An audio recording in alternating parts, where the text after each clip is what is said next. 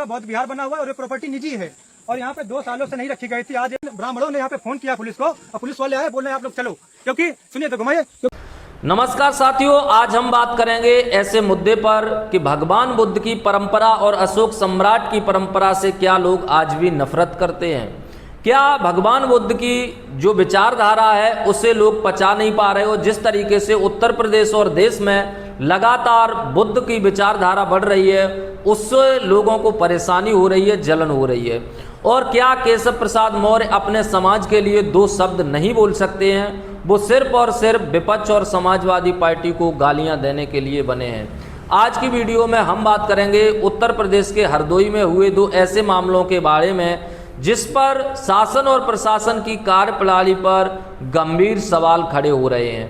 एक तरफ मुख्यालय के डीएम चौराहे पर अशोक स्तंभ को हटाना, दूसरी तरफ महुआ कोला गांव में भगवान बुद्ध की प्रतिमा को न लगाने देना।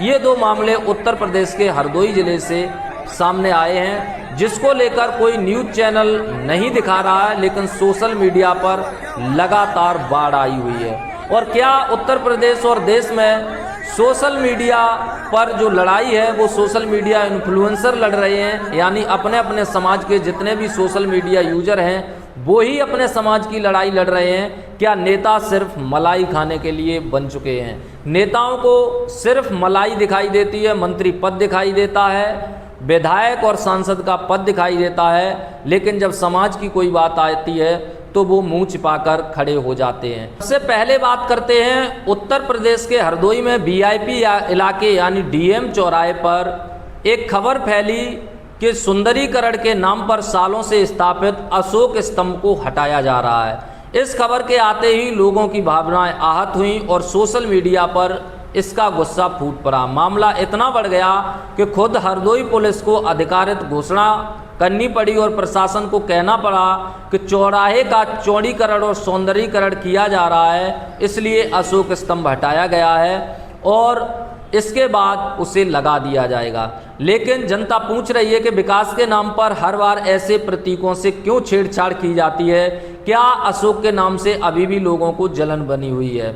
अब आते हैं हरदोई के बैलीगंज कोतवाली क्षेत्र के महुआ कोला गांव में, जहां पर उस जमीनी हकीकत पर जिसने सबको झकझोर कर रख दिया है। न्यूज चैनलों और स्थानीय रिपोर्ट के मुताबिक मौर्य समाज के कुछ लोग अपनी निजी भूमि पर भगवान बुद्ध की प्रतिमा स्थापित करना चाहते थे, लेकिन प्रशासन ने विधिक अनुमति न होने के कारण काम रुकवा दिया और वहां पर फोर्स लगा दिया। इसके बाद जो हुआ बेहद खौफनाक था। बुधवार की रात जब प्रशासन और भारी पुलिस बल मौके पर पहुंचे तो मूर्ति को अपने कब्जे में ले लिया तो ग्रामीण और भड़क गए। देखते ही देखते विवाद बढ़ गया कि पुलिस पर पथराव शुरू हो गया।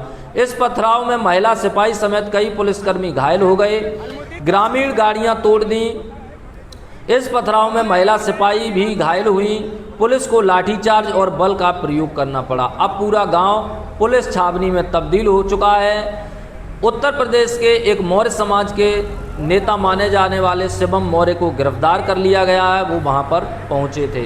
गांव के लोगों ने आरोप लगाया है कि पुलिस ने महिलाओं और पुरुषों पर लाठीचार्ज किया। कई महिलाओं को भी चोटें आई हैं, जिसका वीडियो लगातार सोशल मीडिया पर वायरल हो रहा है। अब हम बात कर रहे हैं उत्तर प्रदेश के माननीय डिप्टी सीएम केशव प्रसाद मौर्य जी के बारे में। केशव जी का अगर आप सोशल मीडिया अकाउंट खोलेंगे तो उनको लगेगा कि उनके जीवन में सिर्फ एक ही मकसद है, सुबह से शाम तक समाजवादी पार्टी को कोसना और अखिलेश यादव को पानी पी पी कर गाली देना। विपक्ष पर हमला करने के लिए उनके पास कोई शब्दों की कमी नहीं है। लेकिन केशव जी जरा अपने गृह राज्य हरदोई जिले का जो अपना गांव है वो देख लीजिए। आप अपने ही मौर्य समाज के लोग जहां महुआ कोला गांव में भगवान बुद्ध की प्रतिमा स्थापित करने गए थे, संघर्ष कर रहे हैं, पुलिस की लाठियां खा रहे हैं, मुकदमों का सामना कर रहे हैं, वहां आपका ये ट्विटर अकाउंट, वहां आपकी ये ट्विटर बहादुरी कहां गायब हो जाती है। जब शोषित, वंचित, पिछड़े और समाज के मान और सम्मान की बात आती है तो आप मुंह से प्रशासन की कार्रवाई के खिलाफ एक शब्द क्यों नहीं निकाल पाते हैं। सिर्फ चुनाव में वोट बैंक के लिए आपको पिछड़ा समाज याद आता है और बाकी समय आप सिर्फ अखिलेश यादव और समाजवादी पार्टी को गाली देने और अपनी राजनीति चमकाने के लिए विपक्ष को कोसना ही लाजमी समझते हैं। अब मौर्य समाज के लोग लगातार केशव प्रसाद मौर्य पर भी भड़क रहे हैं और कह रहे हैं कि केशव प्रसाद मौर्य समाज की कोई भी बात नहीं उठाते हैं, सिर्फ और सिर्फ समाजवादी पार्टी या विपक्ष के लोगों को कोसना ही उनका एक काम रह गया है। हरदोई की ये दोनों घटनाएं चीख चीख कर कह रही हैं कि उत्तर प्रदेश में मौर्य समाज के लोगों के साथ अन्याय हो रहा है और जनता पिछड़ों की भावनाओं को कुचला जा रहा है। तो सरकार का पक्ष ये भी है कि बुद्ध और सम्राट अशोक का नाम लेकर राजनीति करती है, लेकिन जमीनी हकीकत क्या है? सरकार में बैठे लोग पिछड़े और दलितों का वोट लेने के लिए भगवान बुद्ध और अशोक के नाम लेकर राजनीति तो करते हैं, लेकिन जमीनी हकीकत क्या है ये आपको हरदोई के इन दो मामलों से समझ में आएगा। अब इस पूरे मैटर पर आपकी क्या राय है आप लोग जरूर बताएं, और चैनल पर नए हैं तो चैनल को सब्सक्राइब कर लें। बहुत बहुत धन्यवाद।